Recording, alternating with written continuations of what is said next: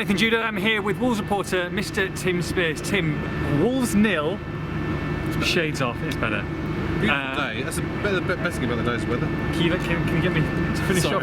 Sorry. Finish the camera. I know you've been thinking about this, but what you're going to say. Here we go. Wolves 0, Brighton 0. That was pretty grim. Is that it? Yeah, that's it. Put them back onto it again. Less creative than the Wolves. It was midfield. just, yeah. Oh, wow, I like it. Very good. Look, I mean, we all thought this was going to be I guess the table doesn't lie, but they should have won this game, and it was very frustrating. We all knew it'd be tough. They're fighting for the lives, but still. I didn't expect the most attackingly limited team we've seen here since Sunderland at home last year. I don't know if you were here for that one. Very different day weather-wise. It's absolutely freezing that day, but literally they came with 11 men behind the ball for long spells and tried to play for a 0-0. Yeah. And they did. You can see that from minute one that they wanted a 0-0. They weren't even looking to hit balls on the break. No. So I thought they'd try and target this as one that they could potentially try and get a win. Absolutely, they're running out of games. They've got 3 really tough games in their last 5, but no. What a 0-0, and that's exactly what they got. Wolves just lacked the nerves to break them down. They did, and credit to Brighton. You know, people are complaining about Matt Ryan and the time wasting at the end. I mean, good luck to them. I mean, Wolves have got to be better than that, don't they? I agree. Fair play to Brighton. They wanted a point and they earned it. Yeah. And now that their position in the table with Cardiff playing Liverpool tomorrow looks a lot better. 3 points, fair play. However, there is a recurring theme here.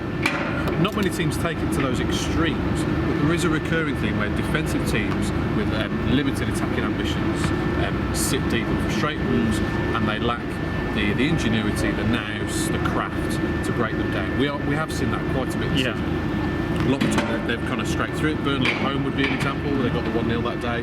Southampton at home, they managed to win 2-0 with 2 late goals. But there have been quite a few occasions, particularly away from home, where they just haven't been able to do that. And today was one. So that's an issue to be addressed in the summer because teams will see Wolves coming. But you think that you would expect that, and yet, you know, you've got Ruben Vinagre coming on with 25 minutes to go, Traore coming on with 10 minutes to go. These are changes that maybe you'd have thought this is the perfect game to try and, if not from the start, then to bring them on at half time. It seemed just a little bit too little, too late for me. That's the frustrating thing for me, is that their best route to goal was set pieces, corners. Martinho's set piece is very good today, but from open play, Jota was the one in the first half couldn't really get the ball in good enough areas, and then Vinagre in the last 10 minutes, Vinagre and Traore were your best route to goal. Bombing it down the byline, Traore had a nice couple of moments. So did Vinagre. I thought he was really good. He needed to be on earlier. Yeah. I mean, we both said it at half time, and a lot of fans on Twitter saying the same to me. Vinagre and Traore, where are they? That came too late for me, because there were a couple of spells in the second half where nothing was happening at all, and Wolves needed a spark, and the subs could have come earlier. And look, they've gone to Marbella, they've had a break, they've relaxed, they've recuperated, they've come here. Brighton have played a big game last Tuesday. You know, it just, for me, I mean, maybe I mean, Nuno is better than us, but at the same time, it's just a head scratcher for me. Yeah, absolutely. I thought he'd freshen it up a little bit more, but obviously, you know, he's been out with the players this week in Marbella. He probably thinks that they're all freshened up. But it was a little bit laboured in the first half.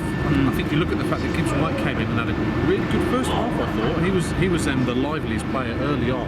I think we need a bit more of that, maybe a bit more freshening up, a bit more of injection of positivity in this team, and maybe that's what they need to look at really for the last 4 games.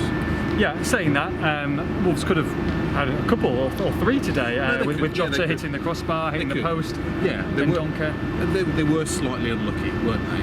You've got to say.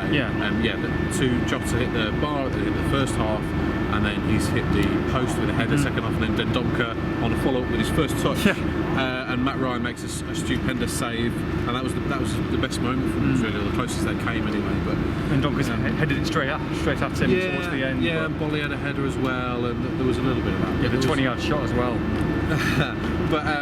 but Matt Ryan hasn't had too many more saves. No, you're right. And Wolves, you know, the stats look great from Wolves' point of view. 65% possession at least. It was 80% in the first 20 minutes, and 17 shots to 5, I think it was as well. But that doesn't matter when it's 0-0. I mean, is it just this bottom 6? Is it this problem again, or is that too easy to say? Because they've got to look at it, don't they? It's definitely, because you play Arsenal Wednesday. They'll probably go and beat Arsenal now.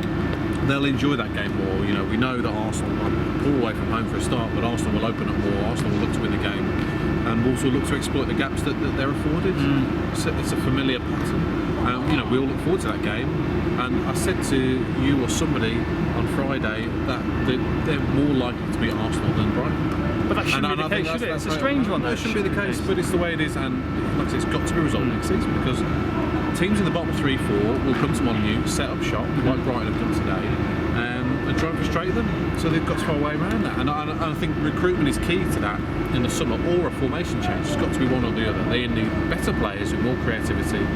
A top class number 10 will be high on my priority list. You've got to try something different, a plan B, a different option, someone to stretch midfields out, someone to bring centre halves away from their position as well. A quality number 10. They don't grow on trees, but that would be high on my list this summer. Or maybe a formation change, plan B. We knew exactly what formation we were going to play today. Maybe it's time to have a different alternative. Is this season in danger of fizzling out? It is in danger.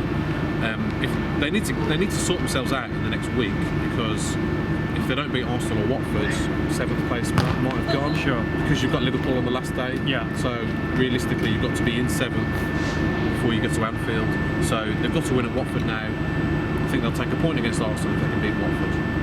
Yeah, because Leicester have lost today, so it's looking more and more like we'll see where they are. Wolves or Watford. Yeah, but you know, we saw Nuno yesterday saying he doesn't really care where they finish necessarily.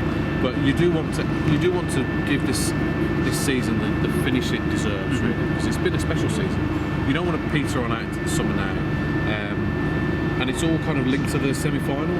You've got to say, because you know since then they failed to beat Southampton or Brighton. And they're not going to come out and say that, are they? They're not going to come out and say, well, we're still struggling from the FA Cup disappointment. They've got to say the right things, but it does take an impact on players. It's an easy excuse to use. I think there must be some mental aspect in there for the Wolves players. It must be difficult to put to the back of your mind and get over. However, a week away in Marbella, they're professional footballers. They've got 5 games to go. It's when the season on a high. They should be doing better. Who needs Marbella when you've got Wolverhampton? Oh, it's gorgeous. Oh, unbelievable. Cider for you? Hogshead. Beer garden. Round on me? It's too hot for red wine. Yes, it is, yes. Gin and tonic with ice, plenty of it. Round on you. Bloody hell, let's go. It's the first. Wow. Wolves 0, Brighton 0. For all the post-match reaction, make sure you log on to expressthestar.com.